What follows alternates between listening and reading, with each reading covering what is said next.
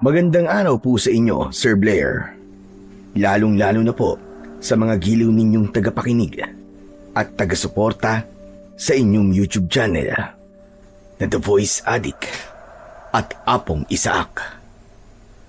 Ang kwentong aking ibabahagi ay nangyari taong 1987 dahil sa nakakakilabot na pangyayari sa buhay ng aking ina. Nagpasya si tatay na lumipat sa malayong baryo sa Santa Negra. Maraming beses na kaming nagpalipat-lipat ng tirahan dahil palagi pong hinahabol ng aswang si nanay. Pilit na kinukuha ng aswang ang sanggol na nasa kanyang sinapupunan.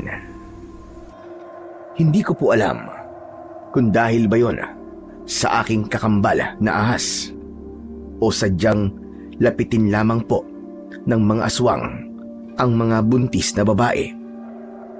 Bata pa lamang po ako noon ay isa na akong ganap na albularyo o manggagamot. May kasanayan na rin po ako sa paggamit ng mga orasyon.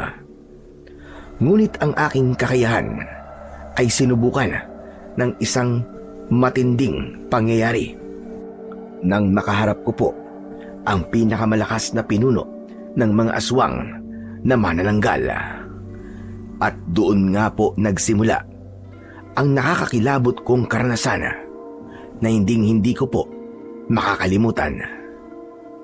Kilalanin niyo na lamang po ako sa pangalan na Eloy. At ito ang aking kwento.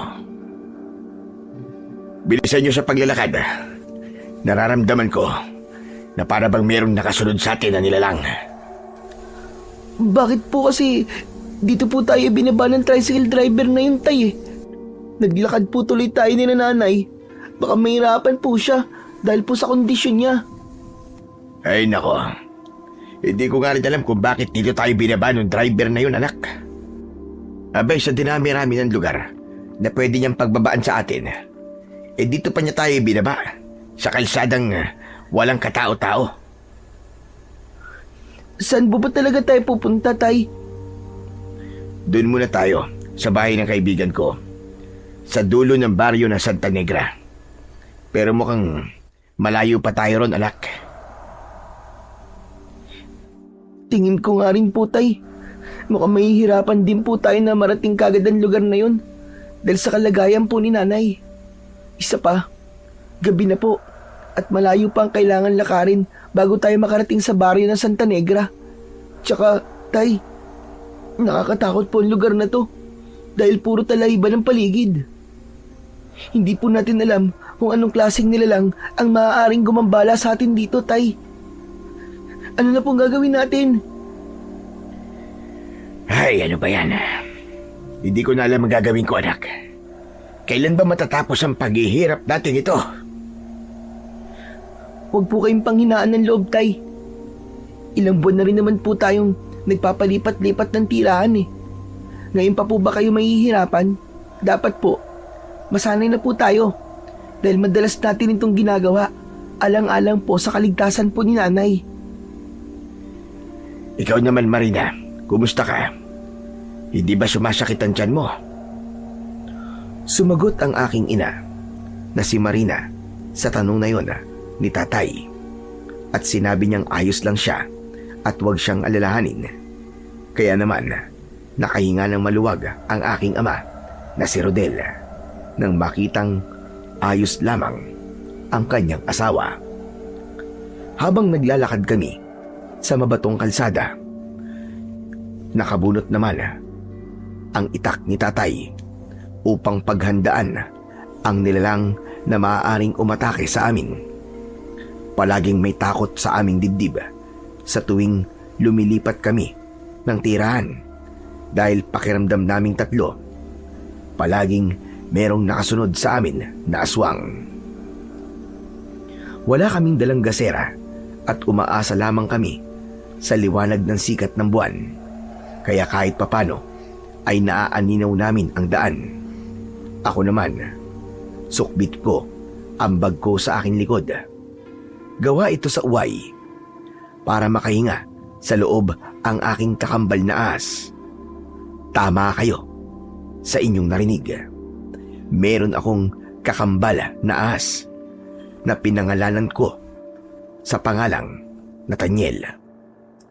Kasama ko siyang lumabas mula sa sinapupunan ng aking ina at kambal din ang aming pusod na siya ko namang ginagamit na proteksyon kapag ako ay nanggagamot. Maya-maya pa ay saglit kaming tumigil sa paglalakad at inilinga ang aming paningin sa buong paligid. Eloy anak, bantayan mo nanay mo. Nararamdaman ko talaga na mayroon tayong kasama sa lugar na ito. Itinutok ni tatay ang kanyang itak sa paligid at naging mailap ang kanyang mga mata. Ako naman, lumapit ako sa aking ina. Nagbuhos ako ng asin sa paanan niya. Dali-dali ko ring dinukot mula sa aking bulsa ang aking bote na mayroong laman na kulay berdeng langis. Saka ko yun ipinunas sa tiyan ni nanay. Pagkatapos ay lumapit sa amin si tatay at hinawakan niya ang kamay ng aking ina. Saka kami nagpatuloy sa paglalakad. Kakaibang aswang ang nakasunod sa atin, anak. Kaya maging alisto ka sa paligid. Opo, tay. Nakaanda naman po ako. May dala din po akong asin. Kaya hindi siya basta-bastang makakalapit po kay nanay. Marina, dito ka lang sa gitna namin ni Eloy. Maging alerto ka rin sa paligid mo at protektahan mo ang anak natin. Nakita kong iniyakap ni nanay ang kanyang mga braso sa kanyang tiyan habang bakas sa kanyang muka ang matinding pag-aalala. Ilang saglit lang ang nakalipas, nakarinig ako ng pamilyar na kaluskos mula sa aming likuran. Sabay kaming tatlo na napalingon sa hulihan ng aming daan. Nagkatinginan kaming tatlo at mas nilakihan pa namin ang hakbang ng aming mga paa. Diyos ko, gabayan niyo sana kami. Lalong-lalo na po ang aking asawa. Halata ang panginginig sa katawan ng aking ama at ina dahil sa labis na takot na kanilang nararamdaman. Pakiramdam ko ng mga sandaling yun, hindi na ako humihinga dahil sa pag-aalala. Maya-maya pa ay nagulat kami sa biglang paggalaw ng talayban. Humarang si tatay at doon niya itinutok ang kanyang hawak na matalas na itak. Sino yan? Magpakita ka! Huwag kang sunod na sunod sa amin habang nagtatago ka dyan sa talayban. Magpakita ka! Ngunit walang nagpakita sa amin na nilalang. Muli kaming nakarinig ng kaluskos mula sa kabilang daan. Kasunod ng paggalaw ng talayban, napatitig kami roon at napansin namin na parabang may tumakbo roon na mabilis. Kaya doon nabaling ang atensyon ng aking ama habang nakatutok pa rin ang kanyang itak. Tuluyan na nga kaming tumigil sa paglalakad at pinakiramdaman namin ang buong paligid hanggang sa lumitaw ang isang anino mula sa talayban. Napaatras kami ng hakbang at mas lalong nagsiksikan sa gitna ng daan. Aswang! May aswang sa ating harapan! Mag-asin anak, ihanda mo para sa oras na magmadalisin sa pag-atake niya. Sabuyan mo kagad siya ng asin para mapigilan natin siya at hindi agad makalapit sa iyong ina. Tay, natatakot po ako eh. Baka makuha niya po si nanay. Ano pong gagawin natin? Huwag kang matakot anak. Kailangan mo maging matapang para sa iyong ina. Mas lalong itinutok ni tatay ang kanyang itak sa nilalang na nakatayo sa aming harapan. Nakangising lumapit ang nilalang habang tumutulo pa ang malapot nitong laway. Titig na titig siya sa tiyan ng nanay ko. Humarang ako at hinawakan ko ang braso ni nanay.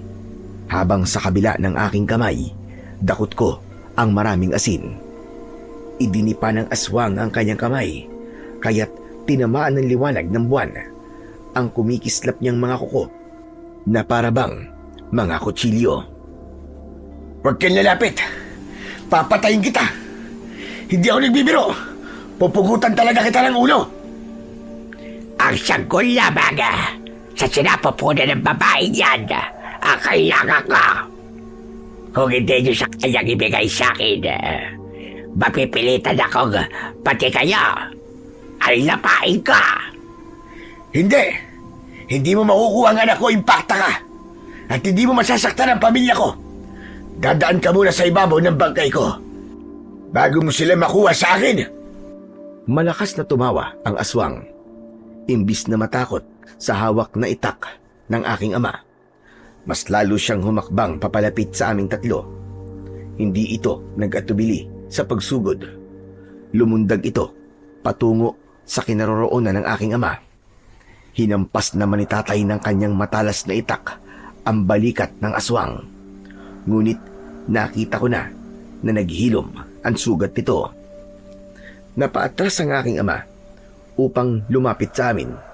Sa muling pag-atake ng aswang, isinaboy ko sa kanya ang dakot-dakot kong asin. Tumama yon sa buo niyang katawan. Umalingaw-ngaw ang nakakakilabot nitong pag-angil habang hindi nito maintindihan kung ano ang una niyang hahawakan sa kanyang katawan. Aray ko! Ang sakit! Magbabayad kayo sa ginawa niyo ito sa akin! Anak, sabuyan mo pa! Nasasaktan siya, tumuusok ang kanyang katawan sa ginawa mo! Bilisan mo, Eloy! Sabuyan mo! Isinaboy ko sa katawan ng aswang ang natitirang asin sa aking kamay. Kaya naman, mas lalo itong nagwala. Nang makabawi siya ng lakas, tumayo siya at muli siyang umatake. Pasugod sa aming kinaroroonan. Ngunit agad itong sinalubong ni tatay ng taga. Nag-iwan yon ng malalim na sugat sa dibdib ng aswang. Napadaing ito sa labis na sakit. Ngunit imbis na umatras, ay mas lalo pa itong nagalit. Sa isang mabilis na galaw, ang sinugod naman ng aswang ay ang aking ina. Ngunit mabilis na hinarap ni tatay ang aswang at magkakasunod na taga ang ginawa niya. Napaatras ang nilalang dahil sa tama niya sa katawan. Ngunit sa pagkakataong yun ay mas lalong naglaway ang aswang habang hindi inaalis ang tingin niya sa tiyan ng aking nanay. Nagsalita si nanay habang nakikiusap sa aswang. Natigilan niya na kami. Ngunit malakas na tawa ang itinugoy niya sa sinabing yun ni nanay at saka siya muling nagsalita. Titigil lamang ako sa pag-atake kapag nakuha ko na ang sanggol sa sinapupunan mo, kapag nakain ko na ang kanyang laman at kapag nasipsip ko na ang kanyang dugo. Magkakaroon ako ng walang hanggang lakas na kapangyarihan at magagawa ko na ang mga bagay na gusto ko. Hindi! Hindi ako papayag na mangyari yun! Tay, huwag niyo po nga hayaan na makuha ng aswang si nanay. Oo anak, pinapangako ko yan. Hindi ko hahayaan na masaktan ng nanay mo ng aswang na yan. Kaya bantayan mo siyang mabuti habang nakikipaglaban ako sa halimaw na to. Protektahan mo nanay mo. Opo, tay. Mag-iingat po kayo. Huwag mo na subukang ipagtanggol ang pamilya mo, lalaki. Wala ka na rin namang magagawa. Hindi mo ako mapipigilan. Walang tutulong sa iyo rito. Isa pa, hindi rin ako madaling sumuko. Kapag ginusto ko, makukuha ko. Kahit na ano pa ang mangyari. Umakto ang aswang na muling susugod.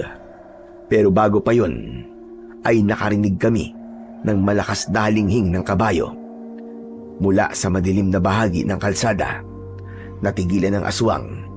Tila natakot siya sa huni na yon ng hayop. Nagpalinga-linga siya sa paligid habang pilit na pinakikinggan ang pinagmumula ng tunog. Nang hindi na naulit ang halinghing ng kabayo, sinubukan ulit ng aswang na atakihin si tatay. Tinamaan siya ng kalmot sa dibdib. Napadaing siya sa labis na sakit. Kaya naman, pareho kaming napasigaw ni nanay dahil sa labis na pag-aalala. Aatake ulit sana ang aswang nang mula sa talahiban ay biglang lumitaw ang isang matandang lalaki na may dalang itak. Agad nitong sinunggaban ng taga ang aswang at nagpambuno silang dalawa. Kasunod nun, sinabuyan niya ito ng asin sa katawan. Bigla akong nakaramdam ng tuwa nang makita ang matandang lalaki na mahusay makipaglaban sa aswang. Sa pag-ikot ng matandang lalaki para sipain ang aswang, tinamaan niya ito ng malakas sa dibdib na siyang naging dahilan upang mapabagsak ito sa mabatong kalsada. Mabilis na bumangon ang aswang at muling nagsalita. At sino ka naman na pakialamero ka? Huwag mo akong pakialaman. Hindi ikaw ang pakay ko rito, kundi ang babaeng buntes. Ibigay nyo na lamang siya sa akin nang hindi na kayo madamay sa galit ka. Hindi ako natatakot sa'yo na madamay sa galit mo, hayop ka. At hindi mo rin kailangan na malaman kung sino ako. Ikaw ang binibigyan ko ng pagkakataon ngayon para umalis na sa baryong ito. Dahil kung ipipilit mo na kunin ang sanggol sa sinapupunan ng babaeng ito, ako mismo makakalaban mo at hihilahin ko dila mo hanggang sa lumawit ng tuluyan. Sinasabi ko sa'yo, pagsisisihan mo na nakilala mo ko. Galit na umangil ang aswang at sinugod ng kalmot ang matandang lalaki. Nagpambuno silang dalawa. Walang gustong magpatalo na parabang matagal na silang magkaaway. Sinamantala ko naman ang pagkakataon na makalapit sa kinaroroonan ng aking ama. Inalalayan ko siyang tumayo at inilayo ko siya sa dalawang naglalaban. Bawat pag-atake nila sa isa't isa ay agad nilang naiiwasan. Itinaas ng matandang lalaki ang kanyang itak at mabilis yun na tumama sa balikat ng aswang. Napaatras ang halimaw dahil may naramdaman itong kakaibang sakit mula sa sugat nito. May katas ng luya at bawang ang talim ng aking itak. Kung inaakala mo na mapapagaling mo ang sugat mo, nagkakamali ka, impakta ka. Dahil hindi na yan maghihilom kahit na anong gawin mo. Habang nabubuhay ka, pahihirapan ka na sugat mo at mararanasan mo ang kakaibang sakit na unti-unting bubulok at kakain sa laman mo. Kaya naman, simulan mo ng magdasal kung marunong ka. Bumakas ang takot sa muka ng aswang at hinawakan nito ang nakabuka niyang sugat. Ngunit bago pa ito makapag-isip para tumakas, muling hinataw ng taga ng itak ng matandang lalaki ang balikat ng aswang. Subalit naging maingat na ito. Kasunod ng pag-atras ng aswang mula sa matandang lalaki. Hindi pa tayo tapos. Babalik ako hanggat hindi ko nakukuha ang sanggol. Gaganti ako. Gaganti ako. Lalong-lalo na sa'yo. Pakialamerong matandang. Sa isang iglap ay mabilis na tumakas ang aswang. Nawala ito sa madilim na bahagi ng talayban at hindi namin nalaman kung saan na siya nagpunta. Naiwan kami na bakas ang takot sa muka. Agad ko namang nilapitan ang matandang lalaki para sa kanya ay magpasalamat. Lolo, maraming salamat po sa pagkakaligtas niyo po sa amin. Hulog po kayo ng langit. Hindi po namin malilimutan ang ginawa niyo pong pagtulong sa amin. Walang anuman yun, iyo. Ang mahalaga ay naitaboy ko ang aswang. Siya ang kinatatakutang aswang na matagal nang namiminsala sa mga buntis sa baryong ito.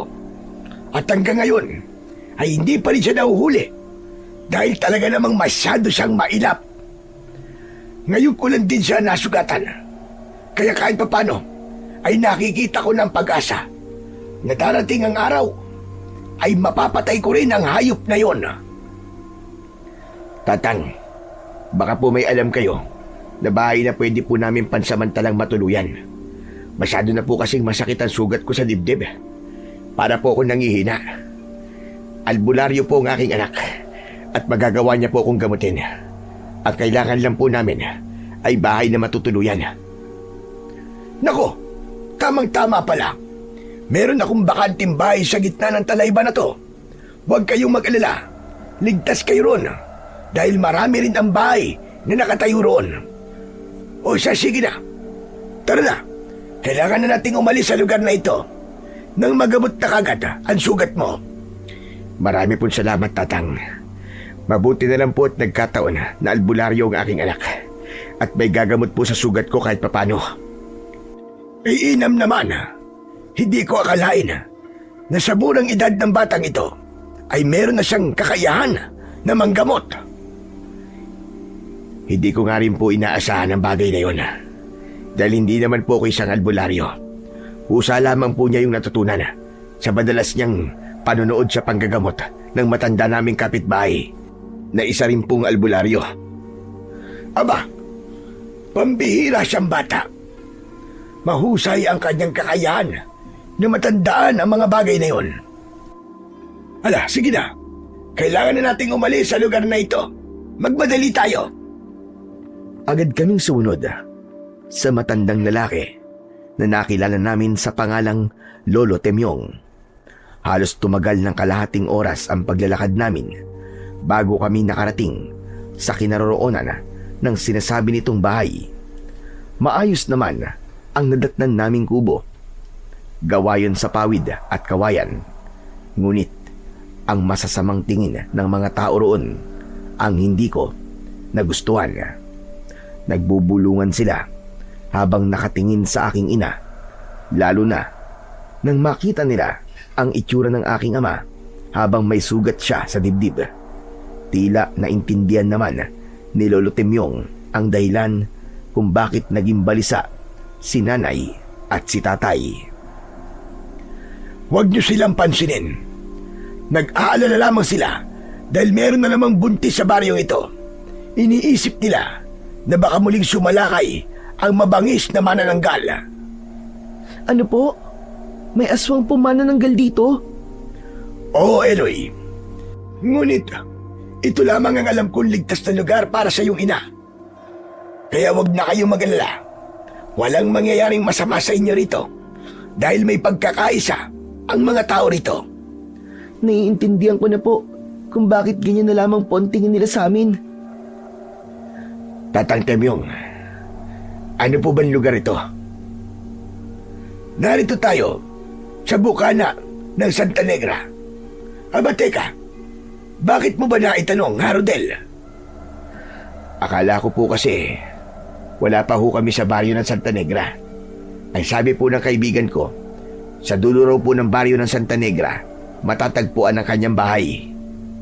Nako, aabutin pa ng 1 oras na paglalakad bago nyo marating ang dulo ng baryong ito.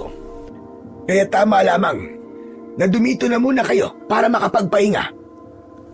Hala, sige na. Pumasok na tayo sa loob ng bahay at doon na tayo mag-usap. Pagpasok namin sa loob ng bahay, ay agad na isinarado ni Lolo Temyong ang pintuan at mga bintana. Saka siya lumapit sa amin at kinausap niya si tatay. Pansamantala, ay dumito muna kayo sa bahay ko habang hindi pa gumagaling ang sugat mo, Rodel. Maraming salamat po sa inyo, Tata Temyong. Kung hindi ho kayo dumating kanina, baka napano na po ang asawa ko. Hindi ko yun hahayaang mangyari. Lalo na kay Marina. Ililigtas ko kayo dahil ayoko nang maulit ang mga nangyari noon sa mga buntis na nakatira dito. marami sa kanila ang napahamak. O siya, sige na Eloy. Simulan mo na ang panggagamot sa sugat ng iyong ama. Kailangan ko na rin umalis dahil marami pa akong aasikasuhin sa bahay. Maraming salamat po talaga, Lolo Temyong. Pagkatapos magpaalam ni Lolo Temyong ay agad na siyang lumabas ng bahay. Ibinili niya sa amin na isarang mabuti ang pintuan. Agad ko naman na sinimulan ang panggagamot sa sugat ni tatay. Tinanggal naman ni nanay ang pang-itaas na damit ng aking ama at tumambad sa aming paningin ang 3 sugat niya sa kanyang dibdib mula sa kalmot ng aswang. Si nanay naman ay hindi maiwasan ang hindi mapaiyak habang ginagamot ko si tatay. Palagi na lamang daw nasusugatan si tatay sa tuwing ipinagtatanggol siya nito. Dahil doon, malungkot na nagsalita ang aking ama at bakas din sa kanyang muka ang matinding pag-aalala para kay nanay. Marina naman, huwag ka nang umiyak. Natural na ipagtanggol kita dahil asawa kita. Mahal kita, Marina. Kaya sana naman, huwag kang panghinaan ng loob. Isipin mo, ang anak natin sa iyong sinapupunan. Masama sa iyo ang palagi na lamang nalulungkot. Pasasaan pa at makakaraos din tayo. May awa ang Diyos. Dahil sa sinabi ni tatay, mas lalong napahagulgol ng iyak si nanay. Para bang may maso na pumupukpok sa aking dibdib habang nakikita kong nahihirapan ang aking mga magulang. Ipinagdasal ko na lang na sana ay palagi kaming gabayan ng Panginoon at palaging iiwas sa lahat ng uri ng kapamakan. Maya-maya pa ay muling nagsalita si tatay at sa pagkakataong yun ay kalmado na rin si nanay. Eloy, sige na. Samahan mo na nanay mo sa magiging silid namin at magbabantay muna ako rito sa sala. Agad kong inihatid si nanay sa kanyang silid. Pagkatapos ay inihanda ko ang mga gagamitin ko sa paglalagay ng proteksyon sa loob ng bahay. Nadatnan ko naman na malalim ang iniisip ni tatay habang nakaupo siya sa bangko na gawa sa kawayan. Tay, bakit po? Parang ang lalim po ng iniisip niyo ah. Nag-aalala lamang ako sa nanay mo, anak. Hindi lang naman ito ang unang beses na nangyari sa amin to. Nangyari na rin ito sa amin noong nasa sinapupunan ka pa ng nanay mo. Pangalawang beses ito at kakaiba ang takot na nararamdaman ko ngayon. Para bang sadyang nanganganib ang buhay ng nanay mo sa tuwing nagbubuntis siya. Kung nagawa niyo pong mailigtas si nanay noon, tay, bakit nag-aalala po kayo ngayon? Hindi na po malalagay sa panganib ang buhay ni nanay dahil 2 na po tayo magtatanggol sa kanya. Pasensya ka na sa akin, anak. Hindi ko dapat nararamdaman ang bagay nito. Hindi dapat ako panghinaan ng loob. Wala po kayong dapat naihingi ng pasensya, tay. Dahil nakita ko naman po ang pagsisikap nyo para mailigtas po si nanay. Ang ipinagtataka ko lamang po, bakit po ba palaging hinahabol ng aswang si nanay? Kahit saan po tayo magpunta, tay, palagi po may nakasunod po sa atin na masasamang nilalang. At nangyari po yun, simula po na magbuntis si nanay sa pangalawa kong kapatid. Siguro, anak, ay may kaugnayan ito sa nakaraan ng iyong ina. Nakaraan na ano po, tay? Nakaraan, tungkol sa nangyari kay Marina nung dalaga pa siya.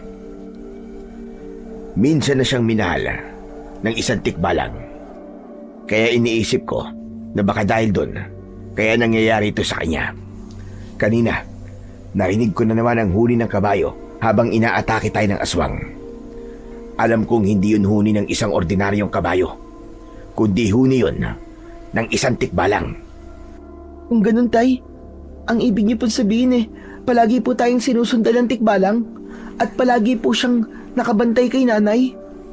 Tama ka, anak. Yun talaga ang kutob ko Dahil narinig ko na rin yun dati nung buntis pa nanay mo sa'yo.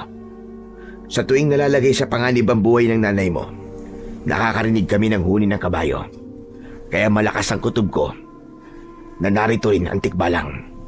Hindi ko lang alam kung ano ang tunay niyang motibo at kung bakit hanggang ngayon ay palagi pa rin siyang nakasubaybay sa iyong ina. Nanlaki ang aking mga mata nang marinig ko ang mga sinabi ni tatay. Ngayon ko lang nalaman na mayroong nagmahal kay nanay na isang nilalang na taga-kabilang mundo. Bigla kong kinilabutan at nagkaroon ng interes na malaman ang tungkol sa tikbalang. Kaya naman naupo ako sa tabi ni tatay at nakinig pa sa kanyang kwento. Tinanggihan ni Marina ang pag-ibig na inaalok ng tikbalang sa kanya. Hindi niya yung matanggap, anak. At ayon sa kwento ng iyong nanay, narinig niya na isinumpa siya ng tikbalang na magkakaroon siya ng anak na may kambal na ahas. Ang anak raw ni Marina ay hahabulin palagi ng aswang hanggat hindi siya naisisilang sa mundo. Dahil yun daw ang kapalit ng pagbibigay niya ng sakit sa damdamin ng isang nilalang na taga-kabilang mundo. At sa tingin ko, nangyayari na ang sumpa, anak. Dahil nagkaroon ka ng kambal na makamandag na ahas. Sinasabi niyo po bang baka may kambal din po na ahas ang kapatid ko sa sinapupunan po ni nanay? Oo, anak. At yun ang dahilan kung bakit hinahabol siya ng mga aswang. Natatandaan ko na ang nilalang na umatake sa atin kanina ay siya rin ang aswang na umatake noon kay Marina. Ang hindi ko lang maintindihan ay kung bakit palagi niya tayong nasusundan. Nahulog din ako sa malalim na pag-iisip nang marinig ko ang sinabing yun ni tatay. Bumundol ang kaba sa aking dibdib dahil sa kakaibang takot na nakita kong bumakas sa muka ng aking ama. Maya-maya pa ay biglang gumalaw ang kakambal kong ahas mula sa loob ng aking bag. Kaya naman, kinuha ko yun at binuksan ng takip. Inilabas ko si Nathaniel. Saka ko siya pinagapang sa aking kamay at braso. Narinig mo rin ba yun ha, Nathaniel?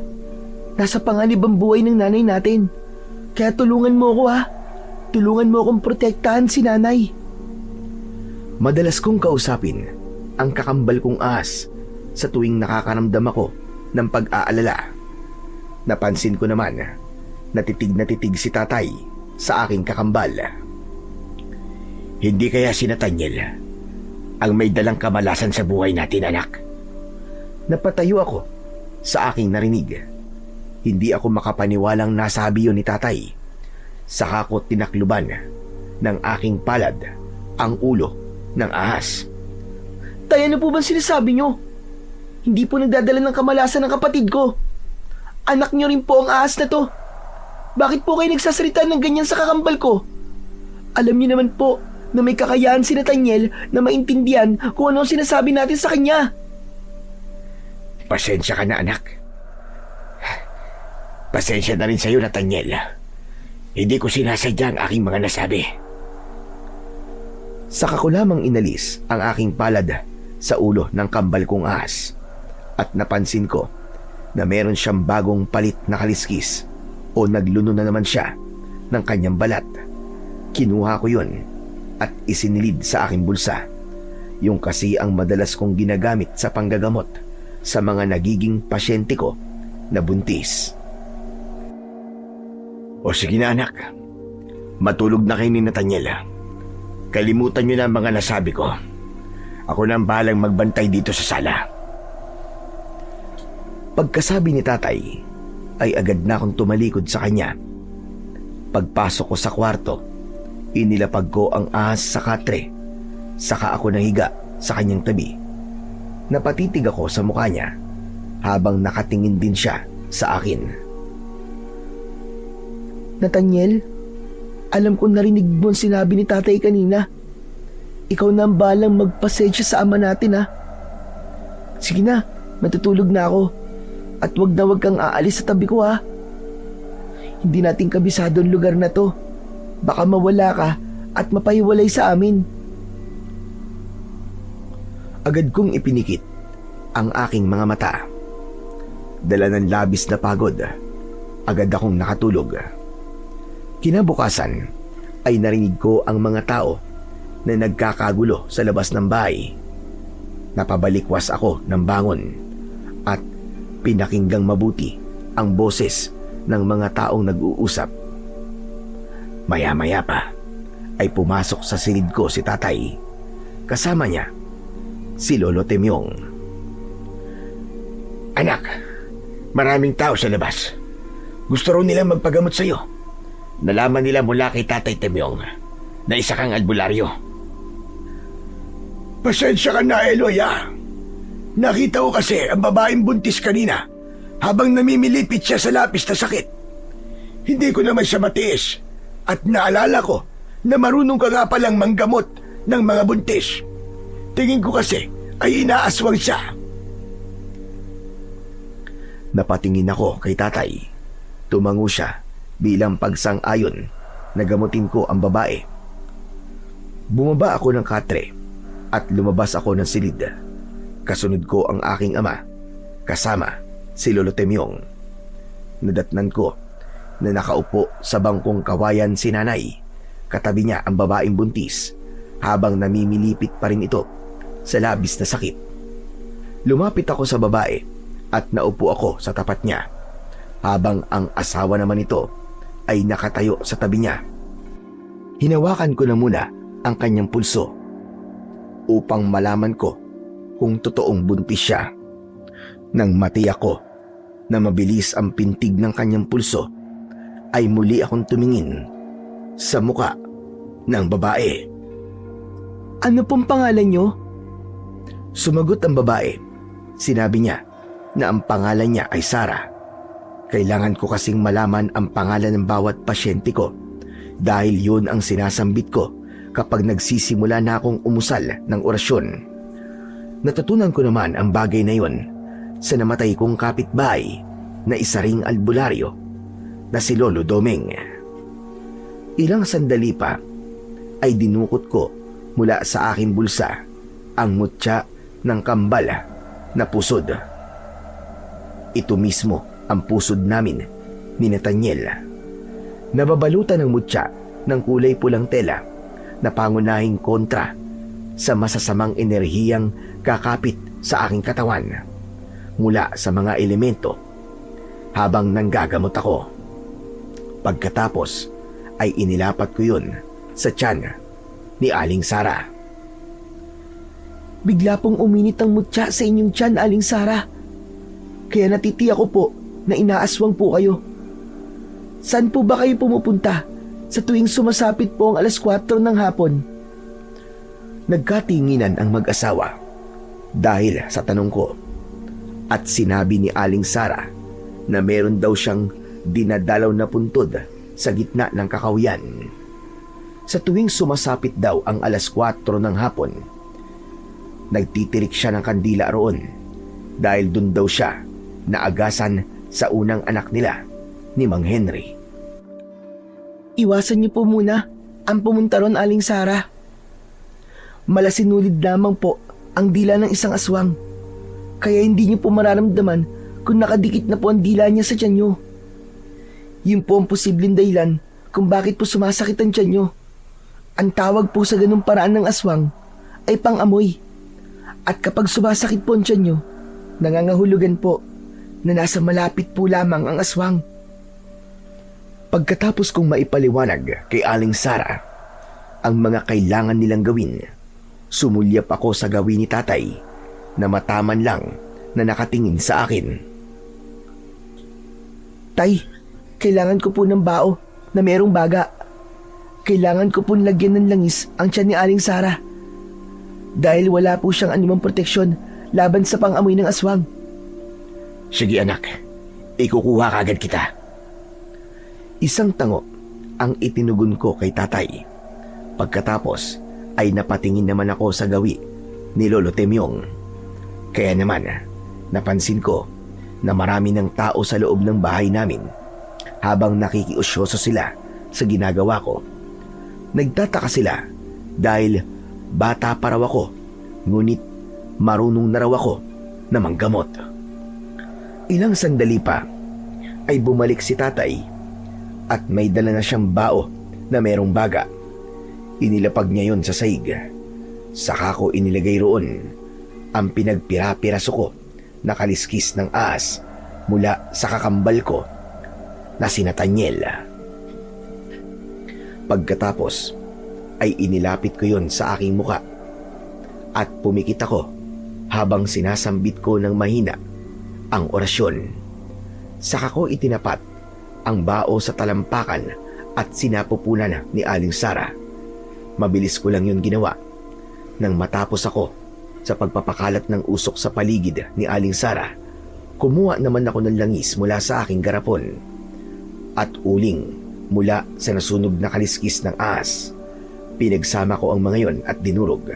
Saka ko inihaplas sa tiyan ng babae. Pagkalipas lamang ng 5 minuto, gulat na gulat si Aling Sara nang biglang nawala ang pananakit ng kanyang tiyan. Salamat naman po, Aling Sara, at guminhawa na po ang inyong pakiramdam. Isa pa, kailangan palagi po kayo may proteksyon sa inyong tiyan. Teka, sandali lang po ah. May bawang po ba kayo sa loob ng bahay nyo? Tumango si Aling Sara at sinabi niyang marami siyang bawang sa bahay nila. Kailangan nyo po na magtali po ng bawang sa inyong sikmura upang maitaboy ang pang-amoy ng aswang, kagaya po ng ginagawa ni nanay. Ipinakita ni nanay ang kanyang pangontra na bawang kay Aling Sara at sinabi nito na gagawin niya ang lahat ng mga ipinag-uutos ko. Pagkatapos namin mag-usap at magamot si Aling Sara, isinukbit ko sa aking balikat ang aking bag. Sumama ako sa mag-asawa papunta sa kanilang bahay para naman maisagawa ko ang paglalagay ng pangontra sa paligid ng kanilang tahanan. Kasama ko rin si Lolo Timyong na siyang naging alalay ko sa mga gagawin ko. Si tatay naman ay nagpaiwan sa bahay para bantayan si nanay. Nang makarating kami sa bahay ni Aling Sara, ay kinausap ko na ang asawa nito na si Mang Henry. Mang Henry, kailangan niyo po munang kumuha ng kawayang Tsina, yung marami po ang sanga. Mga 10 piraso po. Tumango si Mang Henry at agad na kumuha ng itak para manguha ng kawayang Tsina sa kakawian na malapit lamang sa bahay nito. Nang makaalis ang lalaki, ay nagtanong naman si Lolo Temyong. Teka, sandali lang, Eloy. Para saan ba ang kawayang Tsina? Pangontra po sa aswang ang kawayang Tsina. Ilalagay po ang mga yon sa bubong ng bahay ni Aling Sara upang hindi po mabungkal ng aswang ang bubong nila. Ang 5 piraso naman po na matitira ay sa paligid po ng bahay ni Aling Sara. Sa ganung paraan po, hindi po basta-basta makakalapit ang aswang. Yun po magsisilbing harang upang maprotektahan po ang bahay ng isang buntis. Kung alam mo pala ang tungkol sa bagay na yan, Eloy, bakit hindi mo ginagamit ang kawayang Tsina upang protektahan ang sarili mong ina? Ginawa ko na po ang bagay na yan, Lolo Temyong. Naisip ko na rin pong gamitin ang pangontra laban sa aswang na gumagambala kay nanay. Sa una nga po, ay gumana naman ang pangontra na naisip ko. Kaya lang, nitong mga nakaraan na araw, nahuli ko po si nanay na naglalakad po ng tulog. Kaya, baliwala po ang mga harang na kawayang Tsina. Kung ang mismong may katawan po, ang kusang lumalapit sa aswang. Aba teka, paano naman nangyari yun? Paano naglalakad ng tulog si Marina? Ginagamitan po siya ng hipnotismo ng aswang na dati na pong nakakapit sa katawan ni nanay. Nasa sinapupunan pa lang po niya ako ay sinubukan na rin po ng aswang na kunin ang buhay ko. Kung ganon, nasa ilalim ng kapangyarihan ng aswang ang nanay mo. Kaya siguro nasundan niya kayo rito dahil nararamdaman ng aswang ang enerhiya na nakakapit sa katawan ni Marina. Opo, yun nga po ang dahilan kung bakit wala po kaming permanenteng tirahan. Palagi po kaming tumatakas. Subalit kahit saan po kami magpunta, palagi po kami nasusundan ng aswang. Kaya nga po natuto po ako manggamot dahil gusto ko rin po na maprotektahan po si nanay. Batay sa mga kwento mo, natitiyak ko na ang aswang na nanggugulo sa buhay nyo ay ang nilalang na nagsanla ng kaluluwa sa hari ng kadiliman. Balak niyang kunin ang enerhiya ng sanggol na merong kambal na makamandag daas upang madagdagan ang lakas ng kanyang kapangyarihan. Nang marinig ko yun, ay bigla kong naramdaman ang paggalaw ng aking kambal na ahas mula sa aking likod. Kinuha ko ang aking bag at pagkatapos ay inilabas ko si Nathaniel. Bagya namang nagulat si Aling Sara nang makita niya ang kulay itim na ahas. Madali lang, anong binabalak mo sa kakambal mo, Eloy? Pakakawalan ko po siya. Si Nathaniel po ang magtuturo sa akin kung saan ko po pwedeng ibaon ang mga kawayang Tsina. Ibinaba ko si Nathaniel sa lupa at sinundan ko siya kung saan siya hihinto sa paggapang. Maya-maya pa ay biglang dumating si Mang Henry, dala ang mga kawayang Tsina at sinimulan na namin ang pagbabaon ng mga kawayan sa lupa sa paligid mismo ng bahay ni Aling Sara. Pagkatapos ay umakyat si Mang Henry sa itaas ng kanilang bubong at naglagay din sa ibabaw ng mga kawayang Tsina. Aling Sara, habang naglalagay po ako ng asin sa loob ng kwarto nyo, maglagay na rin po kayo ng pangontra na bawang sa tiyan po ninyo. Agad na sumunod si Aling Sara sa lahat ng mga ipinag-uutos ko, habang si Lolo Temyong naman ay tumulong na rin sa aking ginagawa. Pumasok ako sa loob ng kwarto ng mag-asawa at naglagay rin ako ng asin sa bawat haligi ng katre. Nang matapos ako sa aking mga ginagawa, ay nagpaalam na rin ako kina Aling Sara at Mang Henry. Pagbalik namin ni Lolo Temyong sa bahay, ay nadatnan namin si nanay at tatay na naghihintay sa aming pagdating.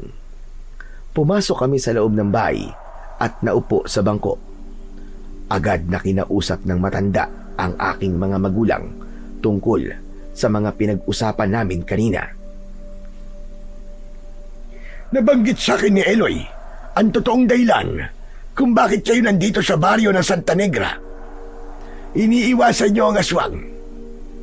Sa tingin ko, kailangan niyo na siyang harapin upang matapos na ang laban. Dahil hindi matatapos ang paghihirap ninyo hanggat hindi natatanggal ang kapit ng hipnotismo sa katawan ni Marina. Sinasabi niyo ho ba na hindi na namin matatakasan ang aswang? Tama ka, Rodel. Dahil ang problema, hindi tinatakasan. Sa halip, hinaharap ng buong tapang. Ngunit, paano ko po haharapin ang aswang, Tata Temyong? Wala po akong laban sa kanya. Isa pa, hindi ko nga rin po alam kung ano nararapat kong gawin. Alam kong may magagawa ka laban sa aswang. Huwag ka lang magpatalo sa takot na nararamdaman mo, Rodel. Kasalanan po ito ng tikbalang. Dahil lamang sa hindi tinanggap ni Marina ang pag-ibig niya, nagawa niyang isumpa ang aking asawa. Sa dahilan kung bakit nararanasan namin ang ganitong klaseng paghihirap. Para nang sasabog ang dibdib ko dahil sa labis na galit. Pero wala akong magawa. Napakawalang puso niya. Napakahayop niya, Tata Temyong. Oo, napakawalang puso talaga ng tikbalang na yon. Napakasama niya dahil nagawa niya ang ganong klaseng bagay sa isang babaeng minahal niya. Masyado sigurong nangangad ang tikbalang.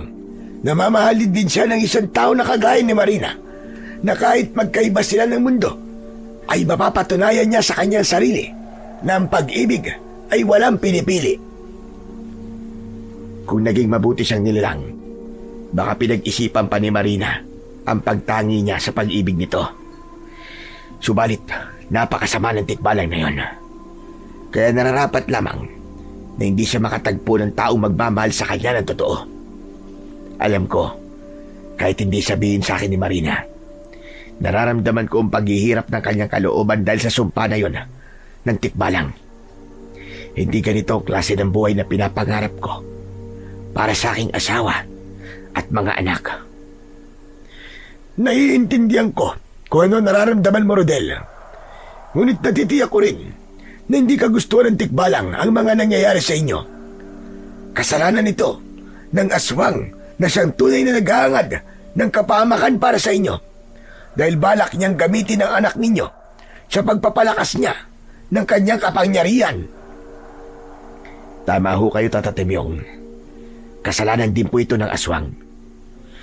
Kailangan ko na siyang harapin upang matapos na ang paghihirap namin mag-asawa.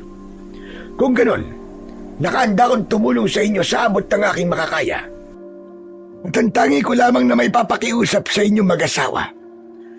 Manatili na muna kayo sa bahay ko. Kahit papano, hindi kayo hahayaan ng mga tao rito na salakayin ng mga aswang.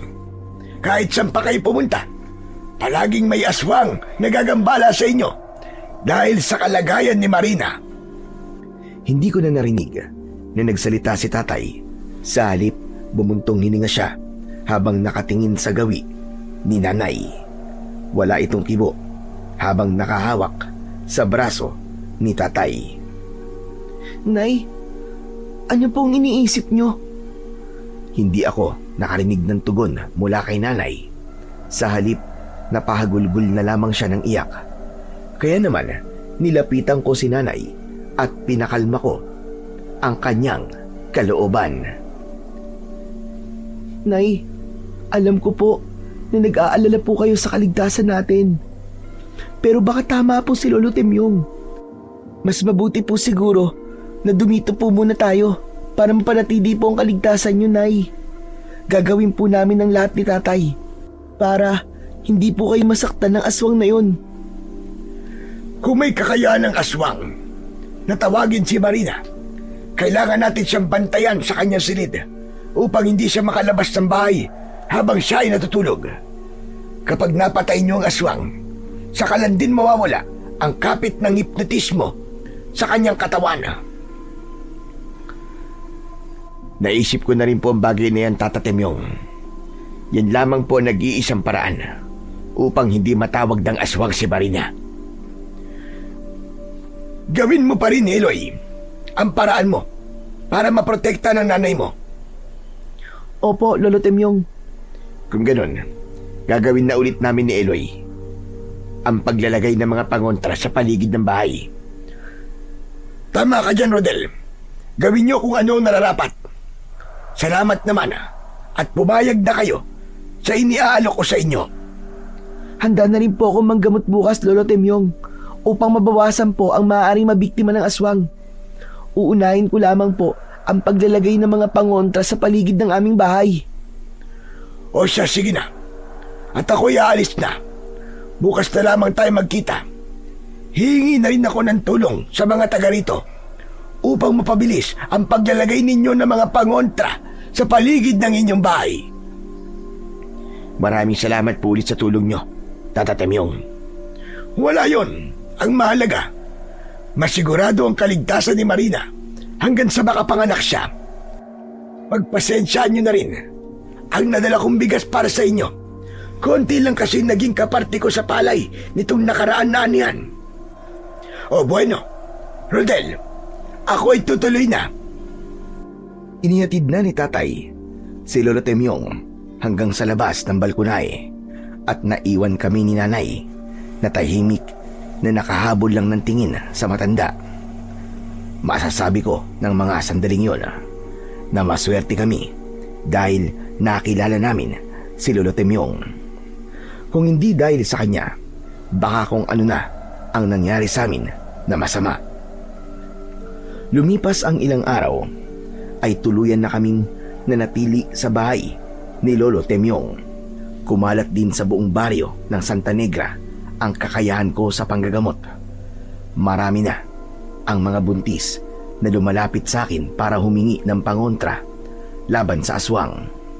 Marami rin ang nagbibigay ng tulong sa amin, kaya kahit papano ay nakakaraos kami sa pang-araw-araw naming pangangailangan. Naging maganda naman ang resulta ng pagpapagamot sa akin ng mga buntis dahil bumaba ang bilang ng mga babaeng buntis na inaaswang. Kinabukasan, dumating sa bahay si Manggardo. Kasama niya ang kanyang asawa na si Aling Lita na nakatira naman sa kabilang baryo. Buntis siya ng 5 buwan at madalas daw ay sumasakit ang kanyang tiyan. Bukod pa roon ay tinutubuan daw ito ng mga sugat sa katawan. Kapag ginagamot naman daw ay mas lalo lamang lumalala yun. Ayon pa kay Manggardo, pang-5 na raw ako sa mga albularyong nilapitan nila. Kaya umaasa raw sila na mapapagaling ko ang kanyang asawa. Nang lumapit ako kay Aling Lita, biglang umalingasaw ang mabahong singaw ng kanyang katawan na parabang nabubulok na laman. Kaya naman, hindi ko napigilan ang aking sarili na hindi takluban ng palad ang ilong ko. Bumakas naman ang pagkadismaya sa muka ni Aling Lita. Kung mandidiri ka lang sa akin, ay mabuti pa. Sa iba na lamang ako magpagamot. Naku, hindi po ako nandidiri sa inyo, Aling Lita. Nagulat lang po ako sa amoy ng katawan nyo. Indikasyon po yon na malala na po ang inyong kalagayan. Umirap ang babae na parabang ito pa ang nagmamalaki sa akin. Pagkatapos ay muling nagsalita si Manggardo. Tulungan mo kami, Eloy. Marami na nakapagsabi na mahusay ka raw na manggagamot, lalo na ng mga buntis. Tulungan mo ang asawa ko. Ilang araw na siyang nagdudusa sa kirot ng kanyang sugat sa likod na umabot pa hanggang sa kanyang tiyan. Ano daw po ang nangyari sa kanya? Saan niya daw po ba nakuha ang sugat? Napasulyap ako sa gawi ni Aling Lita nang magsalita ito at direktang tumingin sa aking mga mata. Nakuha ko ang sugat na ito sa langgam na kumagat sa aking balikat. Dinamot ko lang. Pagkatapos nun, ay nagnaknak na. Lumapit po kayo sa akin, Aling Lita. Nag-atubiling lumapit sa akin si Aling Lita. Hinawakan ko ang kanyang braso. Kinapa ko ang kanyang pulso at mabilis naman ang pagpintig nun. Inilabas ko ang mutya ng kambal na pusod, saka idinikit ko sa kanyang tiyan. Naramdaman ko kagad ang pag-iinit ng mutya. Naging balisa rin si Nathaniel sa loob ng bag na nakasukbit sa aking balikat. Kaya natiyak ko na inaaswang ang babae. Manggardo, inaaswang po si Aling Lita. Kailangan po natin pumunta sa bahay nyo para maglagay po ng mga pangontra. Pero bago po yun, kailangan ko po makita ang sugat ni Aling Lita sa kanyang katawan. Naku, ayoko. Nakakahiya. Hindi ako komportable. Bigyan mo na lang ako ng gamot sa aking sugat at ako na mismo ang gagamot sa sarili ko. Dahil sa sinabi na yon ni Aling Lita, hindi nakatiis si tatay na hindi sumali sa aming usapan. Makasingit na nga. Paano malalaman ng aking anak ang sakit mo kung ayaw mo naman na ipakita ang sugat mo sa kanya? Huwag na lang niya akong gamutin. Bigyan na lamang niya ako ng pangontra sa aswang. Mahal ko, hindi pwedeng gusto mo mangyari. Kailangan magamot yan bago pa lumala. Isa pa, kaya tayo nandito dahil gusto mo na matanggal ang pananakit ng sugat mo, hindi ba? Wala naman po sigurong masama kung makikita ko po ang sugat nyo, Aling Lita. Ay nako, sige na nga. Saan ba ako pwedeng maghubad? Naramdaman ko ang pagkairita sa boses ni Aling Lita, ngunit mas pinili kong maging kalmado habang ang kakambal ko naman ay panay ang galaw sa loob ng bag ko. Kaya nag-aalala akong napatingin kay tatay at agad naman niyang naintindihan ang ibig kong sabihin. Akin ang bag mo, anak. Sige na. Samahan mo na si Lita sa loob ng kwarto. Agad akong tumayo para samahan si Aling Lita kasama si Manggardo at siya ang naghubad ng damit ng kanyang asawa. Kahit papano ay biglang nawala ang kaba sa aking dibdib Iba kasi ang nararamdaman kong bigat ng presensya mula kay Aling Lita. Para bang kasing bigat ng nararamdaman kong enerhiya mula kay nanay. Sigurado kong malakas na aswang ang gumagambala kay Aling Lita. Nang matanggal ang pang-itaas nitong damit, tumambad sa aking paningin ang maraming sugat na kumalat sa kanyang likod hanggang sa kanyang tagiliran. Maumbok ang kanyang tiyan, ngunit kulay ubi na yun. Hindi yun normal na kulay ng tiyan ng isang buntis. Maging si Manggardo ay nagulat rin sa itsura ng kanyang asawa. Diyos ko, Lita. Ano nangyari sa katawan mo? Bakit ako ang tinatanong mo? Tanungin mo ang batang yan. Kaya nga ako nagpapagamot dahil hindi ko alam kung ano nangyayari sa katawan ko. May malakas po na aswang na umaaligid po sa inyo, Aling Lita. Kailangan po nating gamutin ang mga sugat nyo.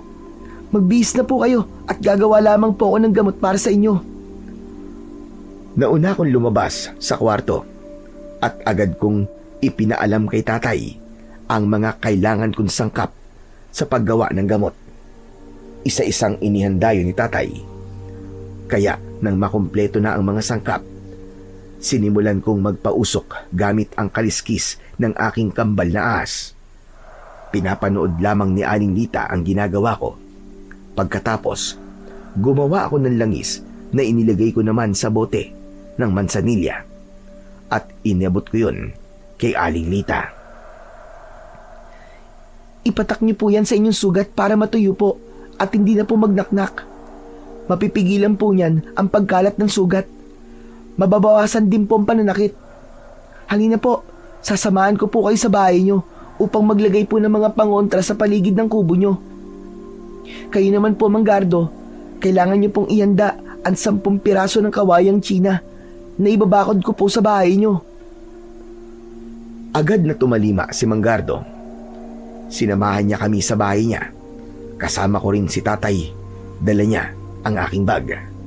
Pagkalipas ng ilang minutong paglalakad, narating namin ang bahay ni Manggardo at Aling Lita. Maaliwalas naman ang paligid at wala akong nararamdamang mabigat na enerhiya mula sa kanilang bahay. Nang makumpleto ni Manggardo ang mga kakailanganin ko, si Nathaniel naman ang hinayaan kong magturo sa akin kung saan ko maaaring ibaon ang mga kawayang Tsina. Nang matapos ako sa aking ginagawa, bigla akong nakaramdam ng panghihina. Anak, bakit? Ano nangyayari sa'yo? Bigla po kasi ako nanghina, tay. Iuwi niyo na po si Eloy. Kami na ang bahala na maglagay ng pangontra sa bahay namin. Naituro naman niya na maayos kung ano mga dapat namin gawin. Medyo napagod yata siya sa panggagamot sa akin. O Lita, kayo na muna ang bahala at iuwi ko muna si Eloy. Halika na, anak. Kailangan na nating umuwi para makapagpahinga ka na. Ibinalik ni tatay si Nathaniel sa dala niyang bag. Saka nagpaalam kami sa mag-asawa at inalalayan ako ni tatay pabalik sa bahay. Pagkarating namin sa bahay, ay agad ako nagpahinga sa loob ng aking silid. Dahil sa labis na panghihina ng aking katawan, agad akong nakatulog. Naalimpungatan ako nang makarinig ako ng malakas na pagaspas ng pakpak mula sa himpapawid. Napabalikwas ako ng bangon. Kasunod nun ay narinig ko ang malakas na pag-angil ng aswang mula sa ibabaw ng aming bubong. Kasabay ng malakas na sigaw ni nanay dahil sa takot. Tay, nay, ano po nangyayari sa inyo dyan? Anak, diyan ka lang sa loob ng silid mo. Huwag ka munang lalabas. Binubutas ng aswang ang bubong natin. Hindi gumagala sa kanya ang pangontra na inilagay natin sa bubong. Kaya nasa panganib tayo, anak. Diyos ko, ano po ba talaga ang nararapat kong gawin? Bakit walang epekto sa kanya ang kawayang Tsina? Saglit akong nag-isip ng ibang paraan. Nakita ko si Nathaniel sa loob ng aking bag. Kinuha ko siya at pinalandas ko siya sa aking braso. Nathaniel, kailangan ko ang tulong mo, kakambal ko. Protektahan mo si nanay. Tuklawin mo ang aswang na sumisira sa bubong natin. Pinakawalan ko si Nathaniel at mabilis itong gumapang papunta sa bubong habang naririnig ko ang pag-angil ng aswang at pagkutkot niya sa ibabaw nito. Kumuha ako ng asin at bawang sa kusina. Pagkatapos ay lumabas ako ng bahay para makita kung ano ang mangyayari sa aswang. Ngayon ko masusubukan ang galing mong aswang ka. Sa oras na matuklaw ka ng kakambal ko. Pinagmasdan ko ang kalahating katawan ng manananggal habang panay ang pagaspas ng kanyang pakpak na parabang sa paniki. Sinisira niya ang bubong namin at iniiwasan ang bawat pag-atake ng saksak ni tatay. Ang kanyang mga kuko na parabang karit ang ginagamit niyang pangsalag sa talim ng itak ng aking ama. Habang pinanonood ko siya, mabilis namang gumagapang si Nathaniel papalapit sa kinaroroonan ng manananggal. Hoy, manananggal! Anong kinukutkot mo dyan, ha? Ako ang harapin mo! Tumingin sa akin ang aswang. Galit na galit itong umangil. Ngunit tuloy lamang ito sa pagkutkot sa bubong. Mas gusto nitong makapasok sa loob ng kwarto ng aking mga magulang. Kailangan may gawin ako para malibang siya at hindi niya mapansin ang kapatid ko. Hoy! Diablong buwang ka! Tumigil ka na dyan! Ako ang harapin mo! Ako ang kalabanin mo! Pilit kong kinukuha ang atensyon ng manananggal habang hinihintay ko na tuluyang makalapit ang kakambal kong ahas na si Nathaniel. Hindi nagtagal, kitang-kita ko ang pagkakatuklaw ng ahas sa leeg ng aswang. Nagulat ang manananggal at hinawakan niya ang kanyang leeg. Nang makita niya ang ahas, lumipad siya habang nagpaekis-ekis sa ere. Pagkalipas ng 1 minuto, bumagsak siya sa lupa habang nagkikikisay ang kanyang katawan at bumubula ang kanyang bibig. Nilapitan ko siya at napansin ko ang walang tigil na pagbulwak ng dugo mula sa kanyang sugat. Nararapat lamang sa iyo mamatay, hayop ka! Natikman mo tuloy ang kamandag ng aking kakambal na ahas. Namnamin mo ang unti-unting pagkalat ng kamandag sa iyong katawan hanggang sa biglang tumigil na ang pagtibok ng iyong puso. Pagkatapos kong sabihin yon, binuhusan ko siya ng asin na mas lalong nakadagdag sa paghihirap niya. Napuno ng ingay ang aming bakuran, kaya nakuha nito ang atensyon ng ibang mga taong naroroon, pati na ang aming mga kapitbahay na natutulog na ng mga sandaling yon. Lahat sila ay lumabas sa kanilang pamamahay at nang makita nila ang aswang na nakahandusay sa lupa, hindi sila nag-atubili na pumasok sa loob ng aming bakuran. May mga dala silang kahoy at itak. Pinagtulungan nilang patayin ang manananggal. Tumigil lamang sila nang biglang sumigaw ng malakas si Mang Henry.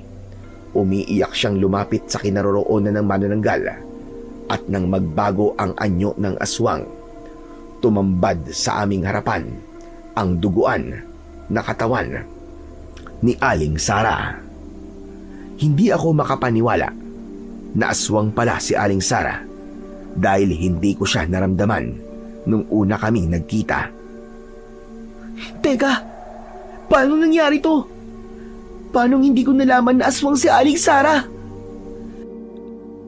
Bigla kong natandaan na ang pag-iinit ng aking mutya nang gamutin ko si Aling Sara ay hindi dahil sa inaaswang ito, kundi dahil ito mismo ang aswang na manananggal. Halos gumuho ang mundo ni Mang Henry habang yakap-yakap niya ang wala ng buhay na katawan ng kanyang asawa. Patawarin niyo po ako, Mang Henry. Hindi ko naman po alam at hindi ko po sinasadya na mapatay siya. Ipinagtanggol ko lamang po si nanay dahil sinubukan po niyang atakihin ang aking ina. Hindi ko rin po alam na si Aling Sara po pala ang manananggal.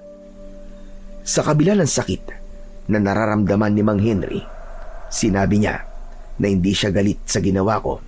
Masakit lang daw para sa kanya na nagwakas ang buhay ng kanyang asawa sa ganung paraan. Ngunit hindi niya masisisi ang mga tao dahil sa marami na ring buhay ang nawala ng dahil sa manananggal. Hinayaan namin na dalhin ni Mang Henry ang katawan ng kanyang asawa para bigyan ito ng maayos na libing. Napasulyap naman ako sa gawi ng aming bahay at nakita kong lumabas si nanay at tatay. Gulat na gulat sila sa mga nangyari. Anak, paano mo napatay ang aswang? Tumitig ako sa muka ng aking ama at sumulyap sa gawi ng aming bubong. Nakita niya si Nathaniel na nakatingin sa aming kinaroroonan. Kaya muling bumaling sa akin si tatay. Anak, delikado ang ginawa niyo magkapatid. Paano kung napahama kayo? Ginawa po namin ito para kay nanay, tay. Lumapit naman sa akin si nanay at niyakap niya ako ng maigpit. Kasunod ng pagtingin niya sa bubong. Nakita naman namin na gumapang papasok ng loob ng bahay si Nathaniel. Ang mga tao naman, pagkatapos nilang magpasalamat sa akin, ay nagpaalam na rin sila na uuwi na. Anak, pumasok muna tayo sa loob ng bahay. May kailangan tayong pag-usapan. Inalalayan ako ni tatay na pumasok sa loob ng bahay. Pagpasok namin sa loob, dumating naman si Lolo Temyong. Agad siyang lumapit sa amin habang bakas sa kanyang muka ang matinding pag-aalala. Nabalitaan ko ang nangyari.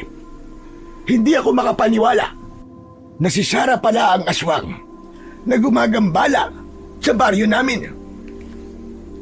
Matatahimik na po kami, Lolo Temyong, dahil wala na po ang aswang. Nagkakamali ka, Eloy.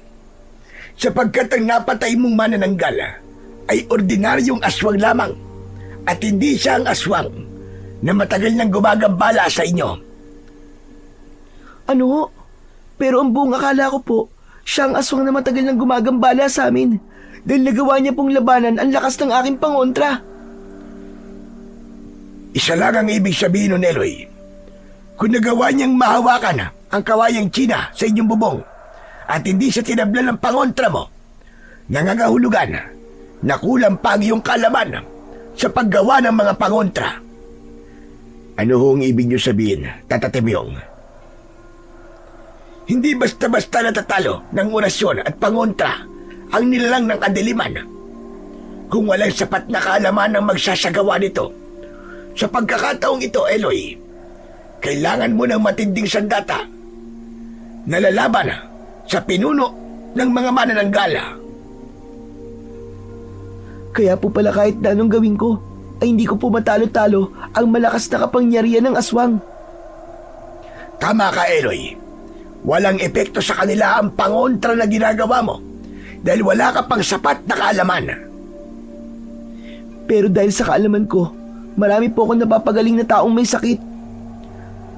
Oo, napapagaling mo sila dahil sa paniniwala mo sa Diyos, Eloy. Naniniwala ako, ang nakapatay sa aswang na si Sara ay walang iba, kundi ang iyong kakambal na ahas. Tama ba? Kakaiba ang kamandag ni Nathaniel, kaya magagamit mo rin siya sa oras na makakuha ka ng sandata na papatay sa aswang, kagaya na lamang ng buntot ng page. Kung ganun, sinasabi niyo po bang siya ka lamang magkakaroon ng bisa ang kanyang pangontra kapag nakahanap na po siya ng buntot ng page? Oo, Rodel, sapagkat palaging magkasama ang agimat, pangontra at sandata para matalo ang kampo ng kadiliman. At mas lalakas ang kapangyarihan ng sandata kung magtataglay ng kamandag ng ahas ang buntot ng page. Yun din ang dahilan kung bakit gusto ng pinuno ng mga aswang na makuha ang sanggola mula sa sinapupunan ni Marina. Dahil sa oras na makain niya ang laman ng sanggola at mainom niya ang dugo nito, magkakaroon siya ng kapangyarihan na kayang labanan ng lahat ng pangontra na gagamitin laban sa kanya. Dahil sa mga narinig ni tatay, nanghihina siyang napaupo sa bangko at huminga ng malalim. Si nanay naman ay hinawakan niya ang braso ng aking ama at sinabing handa siya sa anumang mangyari. Huwag lamang makuha ang bunso kong kapatid. Ngunit, saan naman po ako makakakuha ng buntot ng pagi? Alam kong naniniwala kayo sa tikbalang. Tanging siya lamang ang nakakaalam kung nasaan ang buntot ng pagi. Mamayang gabi, sundan mo ang kambal mo, Eloy, dahil siya ang gagamitin mo para malaman kung saan mo matatagpuan ang kinaroroonan ng lagusan papunta sa kabilang mundo. Palaging lumalabas ang tikbalang sa kabilugan ng buwan at palagi rin na nahahanap ng ahas na may kambal na tao ang kinaroroonan ng nilalang na sumumpa sa iyong ina. Napasulyap si Lolo Temyong sa gawi ni nanay. Kaya naman, agad na tumutol ito sa gustong mangyari ng matanda. Hindi raw niya gugustuhin na humingi ako ng tulong sa tikbalang na sumira ng kanyang buhay at nagsumpa sa kanyang mga anak. Nang sabihin niyo ni nanay, ay nangingilid ang kanyang mga luha sa mga mata. Naiintindihan ko ang pinaguhugutan mo ng galit, Marina. Ngunit naisip mo na rin ba na sa pagkakataong ito, alam mong siya lamang ang makatutulong sa inyo? Isa pa, hindi ko alam kung ano ang dapat kong sabihin sa mga nangyari sa inyo ng tikbalang. Ngunit malakas ang kutob kong nagsisisi na siya sa kanyang ginawa.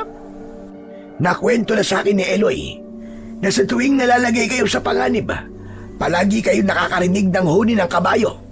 Siya ang tikbalang na pumoprotekta sa inyo.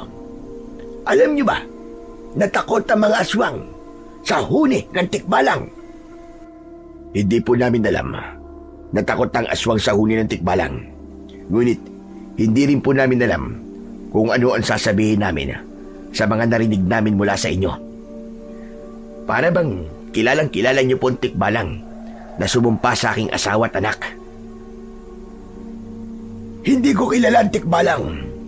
Bumabatay lamang ako sa mga kwento niyo sa akin. Kung ganun ho, sasamahan ko po ang anak ko. Si Eloy lamang ang kailangan na pumunta sa gubat.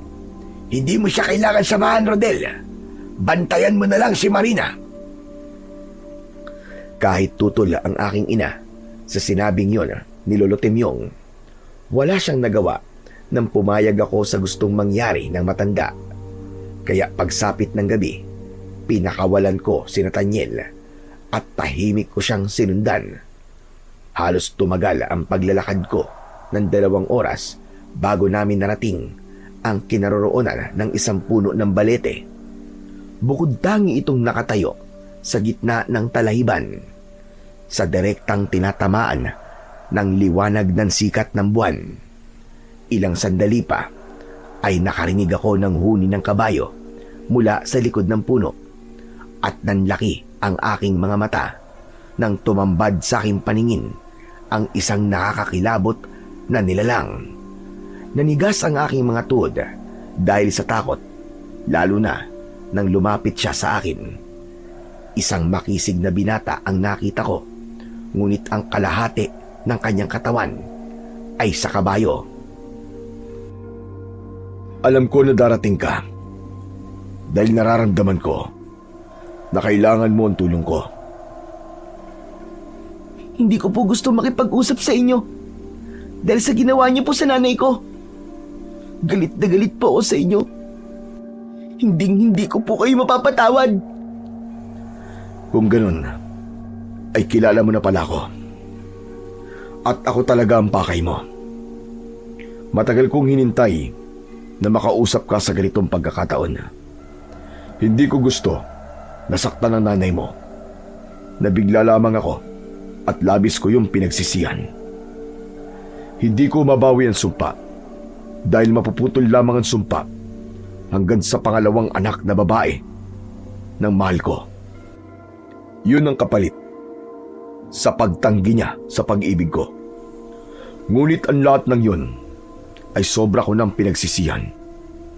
Kaya nakahanda kong protektahan siya kahit na anong mangyari.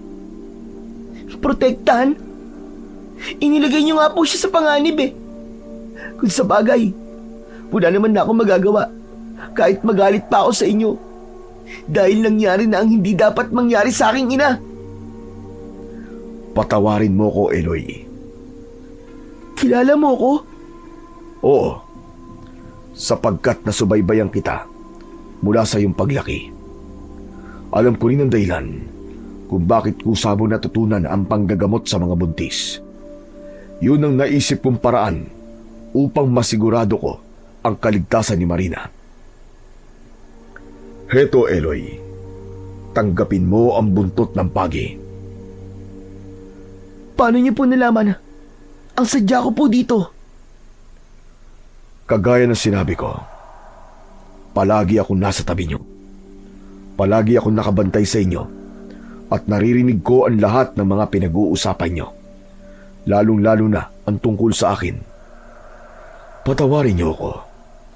Hindi ako masamang nilalang kagaya ng iniisip niyo. Kung kailangan niyo ang tulong ko, agad akong darating at makikipaglaban para sa inyo. Kahit buhay ko pa ang maging kapalit. Tila nakonsensya ako sa sinabing yun ng Tikbalang. Pagkatapos niyang maibigay sa akin ang buntot ng pagi, ay mabilis din itong naglaho sa aking paningin. Si Nathaniel naman na nasa paanan ko ay gumapang paakyat sa braso ko. Pumulupot siya roon na parabang nagpapahinga.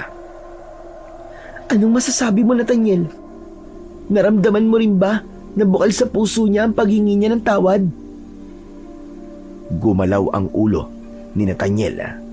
Indikasyon na pareho naming naramdaman na totoo ang paghingi ng tawad ng Tikbalang. Pagkatapos ay umuwi na rin ako kagad sa bahay. Isinigawa ko na ang tamang orasyon habang nasa harapan ko ang buntot ng pagi. Si tatay naman ang nagpalabas sa kamandag ng kakambal ko na inilagay naman niya sa baso at ipinatak niya yon sa aking sandata. Nang lumabas si nanay mula sa kanyang silid, ipinagtapat ko sa kanya ang mga pinag-usapan namin ng Tikbalang. Wala akong narinig na salita mula sa kanya maliban sa tahimik niyang pagikbi. Ramdam na ramdam ko ang paghihirap ng kalooban ng aking ina. Ilang sandali pa pagkatapos ng aking ritual, nakalanghap kami ng mabangong amoy ng bulaklak sa paligid. Napaunat naman sa pagkakaupo si tatay. Narito siya. Narito ang Tikbalang. Tama ba ako, Marina? Tumango ang aking ina. Kasabay nun, lumabas ng bahay si tatay. Ganon din ako. Bumungad sa aming harapan ang Tikbalang na sumunod pala sa akin. Patawarin mo ko, Marina. Nais kong humingi ng tawad sa inyo mag-asawa. Nakahanda kong harapin ang galit ninyo. Ngunit kailangan niyo munang malaman na mamayang gabi, sasalakay ang maraming aswang sa bahay niyo. Dahil ilang araw na lang ang palilipasin, magsisilang ka na ulit ng sanggol na may kakambal na makamandag na ahas. Saka lamang matatapos ang sumpa. Gusto sanang sugurin ng suntok ni tatay ang Tikbalang, ngunit pinigilan siya ni nanay. Sinabi niya na hindi na siya galit sa Tikbalang dahil ilang beses na itong humingi ng tawad sa kanya. Wala na rin naman daw magbabago kung patuloy silang magagalit sa Tikbalang. Hindi ko hihilingin na mapatawad niyo agad ako. Ang mahalaga, makapaghanda kayong mabuti sa nalalapit na pagsalakay ng mga aswang, maging ng iba pang kampon ng kadiliman para mapatay ang sanggol. Huwag kayong mag-alala. Nandito lamang ako at patuloy ko kayong babantayan. Pagkatapos nito magsalita, umalis siya sa harapan namin at naglaho sa madilim na bahagi ng kakahuyan. Ngunit biglang bumundol ang kaba sa aking dibdib. Nang mula sa aming likuran, napansin ko ang mabilis na anino na lumabas mula sa akin silid. Tangay niya ang aking kapatid na si Nathaniel. Tay, si Nathaniel po! Kinuha po ng aswang! Ano? Diyos ko! Saan siya nagpunta? Sa kakahuyan po! Hindi ako maaaring magkamali. Siya po ang aswang na nakalaban natin sa Talayban. Bilisan mo, anak! Habulin natin siya! Iligtas natin ang kapatid mo! Tay, natitiyak ko na balak niyang gamitin si Nathaniel para makuha niya sa atin si nanay. Ano pong gagawin natin? Hindi makasagot si tatay sa tanong ko na yon. Pati siya ay naguguluhan na rin. Maya-maya pa ay biglang dumating si Lolo Temyong. Rodel! Eloy! Ano nangyayari rito? Bakit kayo nagkakagulo? Lolo Temyong, ang kapatid ko po na si Nathaniel. Kinuha po ng pinuno ng mga aswang. Mabaging langit! Ito na nga ba ang sinasabi ko? Hala, sige na! Habulin niyo ang aswang na yon at bawiin niyo si Nathaniel. Huwag kayo mag-alala. Ako na lamang ang magbabantay kay Marina. Sige na, habulin niyo na siya. Halika na, anak. Habulin na natin ang aswang. Bilisan natin. Agad kaming tumakbo papunta sa kakahuyan. Kinailangan namin ni tatay na maghiwalay habang dala niya ang itak at ako naman ay ang buntot ng pagi. Sinuong namin ang masukal na bahagi ng kagubatan. Ilang minuto ang lumipas, narating ko ang gitna ng kagubatan. Natigilan ako nang maamoy ko ang pamilyar na amoy. Amoy ng isang nabubulok na laman ng tao. Nagtago ako sa likod ng puno at inilinga ko ang aking paningin sa paligid. Nanlaki ang aking mga mata nang makita ko si Aling Lita. May dala siyang maliit na bilog na kawayan na merong pumapatak na langis mula sa loob nun. Ipinunas niya yon sa kanyang balat. Nagtanggal siya ng damit pang itaas. Ngunit hindi ko makita si Nathaniel. Diyos ko! Hindi kaya si Aling Lita ang pinuno ng mga aswang? Anong gagawin ko? Hindi ko mahanap si Nathaniel. Sadya dinala ang kapatid ko. Habang naguguluhan ako sa mga nangyayari, nakikita ko naman ang kaganapan sa kinaroroonan ni Aling Lita. Habang nag-a-apply siya ng langis sa katawan, umaangil siya at unti-unting tumutubo ang kanyang mga pangil sa bibig. Humaba ang kanyang mga kuko na parabang karit. Ang kanyang mga mata ay nagbabaga na parabang apoy at sa isang iglap napunit ang kanyang tiyan at naghiwalay kasabay ng pagtubo ng malapaniki nitong mga pakpak. Napataklob ako ng palad sa aking bibig dahil sa labis na pagkabigla, kaya naramdaman ko ang pag-iinit ng mutya at ng aking sandata. Kung ganun, si Aling Lita ang aswang na nakalaban namin sa Talayban. At ang anyo niya ngayon, ang totoo niyang itsura. Isa siyang manananggal. Kinapa ko ang aking bulsa. Naroon ang mutya. Nasa kabilang bulsa ko naman ang bawang at asin. Maigpit kong hinawakan ng buntot ng pagi at hinintay kong lumipad ang kalahating katawan ni Aling Lita. Nang tuluyan siyang mawala sa aking paningin, nilapitan ko ang kalahati ng katawan niya. Kitang-kita ko ang paggulo ng kanyang mga bituka. Umalingasaw rin ang mabahong singaw nito. Akma ko sanang bubuhusan ng asin ang bituka nito nang bigla akong natigilan. Hindi maaari. Kapag pinatay ko siya, hindi ko malalaman kung nasaan ang kapatid ko. Kailangan ko munang mahanap si Nathaniel. Nanginginig ang aking kamay na nakabitin sa ere. Balak ko sana na hampasin ito ng buntot ng pagi, ngunit hindi ko magawa. Dala ng aking galit, sinuntok ko ang lupa at doon ko pinalampas ang sama ng aking loob. Pero bigla kong naalala si nanay. Diyos ko, sigurado akong sasalakayin ni Aling Lita ang bahay namin. Kailangan kong mahanap kagad si tatay para makabalik kagad sa bahay namin. Mabilis akong tumakbo at iniwan ang kalahating katawan ng manananggala. Nang magtagpo kami ni tatay sa gitna ng kakawyan, ipinagtapat ko sa kanya ang aking mga natuklasan. Agad kaming tumakbo pabalik sa bahay at hindi nga ako nagkamali. Naroon ang maraming aswang. Pinagtulungan nilang sirain ang bubong ng aming bahay.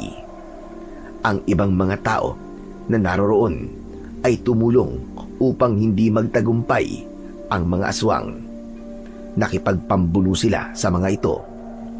Ngunit mas nagulat ako kina Mang Henry at Mang Gardo na tila wala sa kanilang sarili na nakikipaglaban sa mga tao. Ganon din ang ibang mga lalaki na naroroon. Agad kaming sumugod ni tatay at hinarap ang mga alagad ni Aling Nita. Hoy! Ako ang harapin nyo! Mga aswang kayo! Sa wakas, dumating ka rin. Nasaan ang kambal ko? Saan mo siya dinala? Sabihin mo! Hindi ko sasabihin kung saan ko siya itinago. Hanggat hindi mo binibigay sa akin ng kapalit, hindi mo siya mahanap. Mamili ka. Ang ahas na kakambal mo o ang sanggol sa sinapupunan ng iyong ina. Hindi ko kailangan mamili sa kanilang dalawa dahil pareho silang mahalaga sa akin. Kaya sumuko ka na kung ayaw mong patayin kita. Umalingaw-ngaw ang malakas na halakhak ni Aling Nita. Walang tigil ang pagkampay ng kanyang mga pakpak habang lumulutang sa ere. Patutunayan ko na walang magagawang kapangyarihan ng isang batang albularyo laban sa kapangyarihan ko.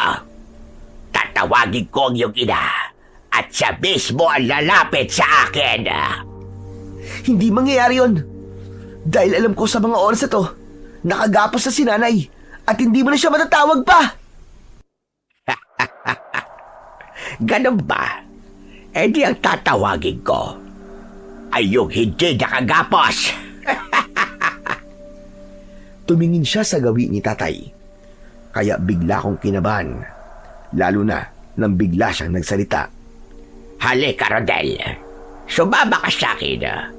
Lumapit ka at patayin mo ang anak mo. Huli na, para mapigilan ko ang pag-hipnotismo ni Aling Lita kay tatay. Biglang nawala sa kanyang sarili ang aking ama at sinakal niya ako. Ganyan nga, mahal ko. Patayin mo siya para sa akin. Tay! Labanan mo ang hipnotismo ng aswang sa'yo, tay! Anak niyo ko! Hanggat nasa ilalim siya ng kapangyarihan ko, magiging sunod-sunuran siya sa akin. Humigpit ang sakal ni tatay sa aking leg. Hanggang sa makarinig ako ng malakas na halinghing ng kabayo mula sa loob ng aming bahay at lumabas mula roon ang tikbalang. Hinarap niya ang mga aswang na nasa bubong at isa-isa niya yung pinabagsak habang ako naman ay nagpupumiglas at pilit na kumakawala sa kamay ng aking ama. Nagsama pa kayo, nagkakamping tikbalang. Wala rin naman siyang magagawa. Hanggang paghuli lamang ang kaya niya. Eloy, hagupitin mo ng buntot ng pagi ang tatay mo nang makawala siya sa hipnotismo ng aswang. Ganun nga ang ginawa ko. Agad kong hinampas ng buntot ng pagi ang aking ama. Binitiwan niya ako at gulat na gulat sa kanyang ginawa. Bumagsak naman ako sa lupa habang sapu-sapu ko ang aking leeg at habol ang aking hininga. Rodel, pumasok ka sa loob ng bahay, bilisan mo. Bantayan mo si Marina. Kami nang bahala sa mga aswang. Ikaw naman, Eloy, lahat ng mga biktima ng hipnotismo, hampasin mo sila ng buntot ng pagi. Mana sana, nasusunod ako sa utos ng tikbalang nang bigla akong inatake ng kalmot ng pinuno ng mga aswang na si Aling Lita. Tinamaan ako sa dibdib. Ramdam na ramdam ko ang sakit, ngunit nagulat ako nang biglang maghilom yon. Paano nangyari to? Hindi ka masusugatan ng aswang dahil sa mutya ng kambal na pusod. Kaya sige na, gawin mo na ang nararapat, Eloy! Agad akong tumayo at umatake sa kinaroroonan ni Aling Lita. Patalon ang ginawa kong paghampas sa kanya. Ngunit nakaiwas siya habang ang tikbalang naman ay hinarap ang mga alagad ni Aling Lita. Hindi mo ako basta-bastang mapapatay. Lalo na at wala pa ang iyong kapatid. Kapag namatay ako, kasama ko mamamatay ang iyong kambal. Natigilan ako. Paano nga kung hindi ko na mahanap si Nathaniel? Huwag kang papatalo sa panguuto niya. Hindi niya makukulong ang kapatid mo. Kailangan mo siyang patayin at tutulungan kitang hanapin si Nathaniel. Sige na! Tumigil ka, tikbalang. Kahit kailan pa kailabero ka talaga, hindi ka pa rin ba nadadala? Ilang beses na kitang tinalo sa laban. Hindi mo ako matatalo. Dahil sa sandaling ito, kapag tinamaan ka ng sandata ni Eloy, ang sugat na nasa katawan mo ay kakalat at siyang tuluyang magpapabagsak sa'yo. Di subukan ninyo nang makita nyo ang hinahanap nyo. Agad na umatake sa akin ang pinuno ng mga aswang. Ngunit sinalubong ko siya ng palo ng buntot ng pagi na tumama sa kanyang leeg. Napasigaw siya sa labis na sakit at lumipad sa ere. Hindi siya mapakali habang sapu-sapo ng palad niya ang kanyang leeg. Nang mga sandaling yun, wala akong kaalam-alam na nakatakas na ang aking kapatid mula sa kulungan na pinaglagyan sa kanya ni Aling Lita. Tinuklaw nito ang binti ng aswang, kaya naramdaman din ng kalahating katawan ni Aling Lita ang kamandag na umatake sa kanyang kalahating katawan na nasa kakahuyan. Tikbalang, tignan mo! Anong nangyayari sa kanya? Sa tingin ko, tinuklaw ni Nathaniel ang kalahati ng kanyang katawan. Yan na ang magiging katapusan niya. Panoorin mo. Hindi! Hindi ito maaari! Ang bewang ko nasa panganib!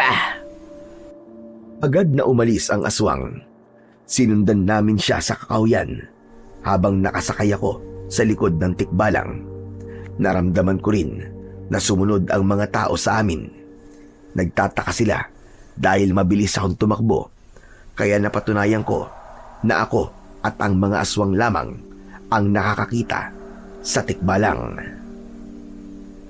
Mabilis naming narating ang kinaroroonan ng kalahating katawan ni Aling Lita. Nakahiga sa lupa ang bewang nito. Maraming sugat yon sa balat mula sa tuklaw ng kakambal kong si Nathaniel. Akma sanang papatay nito ang ahas nang bigla akong lumukso papunta sa kanyang kinaroroonan. Inatake ko siya ng hagupit ng buntot ng pagi. Mamatay ka ng halimaw ka! Ito na ang katapusan mo! Isang malakas na pagpalo ng buntot ng pagi ang ginawa ko. Tumama yun sa nabubulok niyang balikat. Nagkikikisay siya sa ere at bumagsak siyang pabulusok sa lupa. Doon siya pinagtulungan saksakin at hampasin ng mga tao hanggang sa magkaluray-luray ang kanyang katawan. Nagbago ang anyo ng manananggal at naging si Aling Lita. Dala ng labis na galit ng mga tao, hindi nila ito tinigilan sa paggampas. Sinaksak pa nila ang katawan nito gamit ang napakatalas na itak hanggang sa maligo na siya sa sarili niyang dugo. Maya-maya pa ay nilapitan ko siya. Saka ko ibinuhos sa kanya ang asin. Lumiyab ang kanyang pakpak, pati na ang kanyang katawan. Hanggang sa maging abo siya. Pagkatapos, dinampot ko si Nathaniel at inilagay ko siya sa aking balikat. Nang mamatay ang aswang na manananggal, isa-isa na rin na nagpaalam sa akin ang mga tao. Lumapit naman sa akin si Manggardo na nakawala sa hipnotismo ni Aling Lita. Maraming salamat, Eloy. Pinalaya mo ko sa hipnotismo ng aswang. O paano?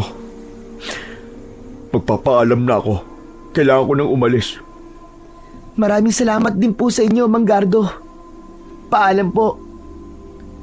Maya-maya pa ay lumapit sa akin ang tikbalang at hinawakan niya ang aking balikat. Nagtagumpay ka, Eloy.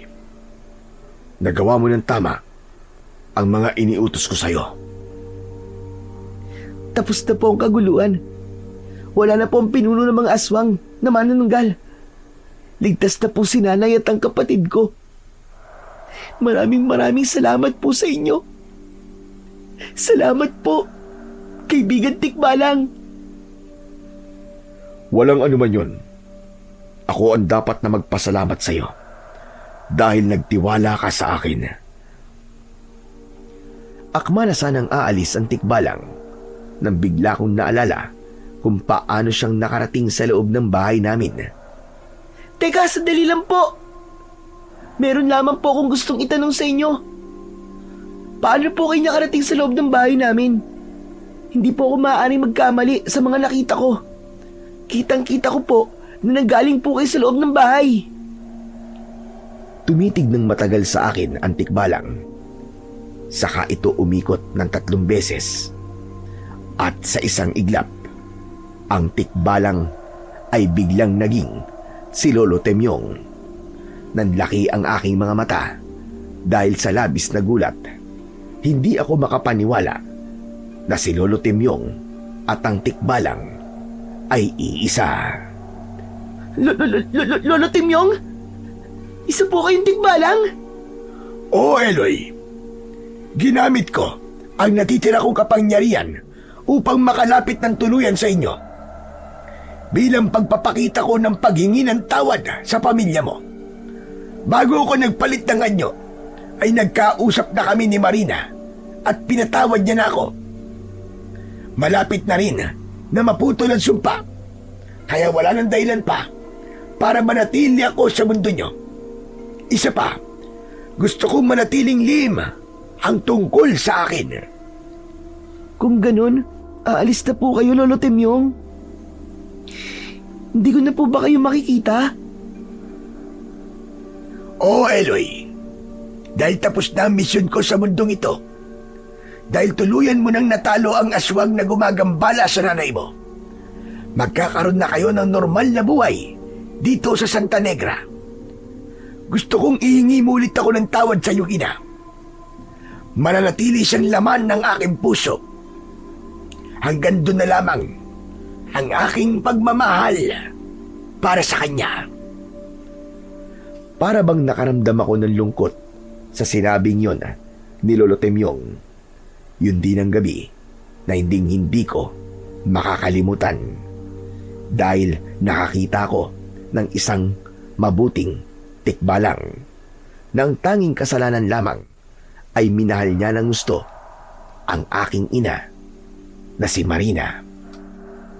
Unti-unti siyang naglaho sa aking paningin, ngunit sa pagkakataong yon, alam ko na kahit kailan ay hindi ko na siya makikita pa. Pumatak ang luha sa aking mga mata nang tuyuyan siyang maglaho sa aking harapan.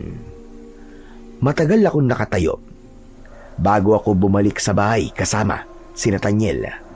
Ipinagtapat ko sa aking mga magulang ang tungkol sa ginawang kabutihan ng Tikbalang at ang tungkol naman sa pagkatao ni Lolo Temyong ay itinago ko sa lahat ng mga tao.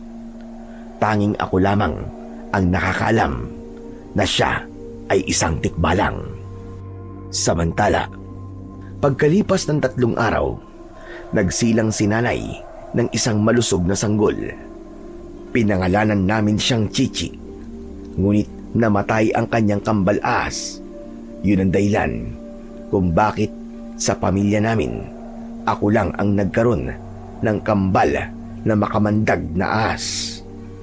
Sa kasalukuyan ay albularyo pa rin ako o manggagamot at kasama ko pa rin ang aking kakambal na si Nathaniel. Kailangan ko siyang ikulong sa silong ng aming bahay para na rin sa kanyang kaligtasan. At kahit siya, marami na siyang nailigtas na buhay sa tulong ng kanyang kaliskis na siyang ginagamit ko sa pagtatawas para sa mga babaeng buntis. Hanggang dito na lamang po ang aking kwento, Sir Blair. Sana po ay palagi kayong nasa maayos na kalagayan. Patuloy po sana kayong mag-upload ng mga kakaibang kwento na kapupulutan ng aral ng ibang tao na naliligaw ng landas. Sana po ay palaging manaig ang kabutihan sa puso ng bawat tao, hindi lang para sa kanyang kapwa, kundi para na rin higit sa lahat sa Panginoong Diyos na siyang dakilang lumikha. Lubos na nagpapasalamat, Eloy.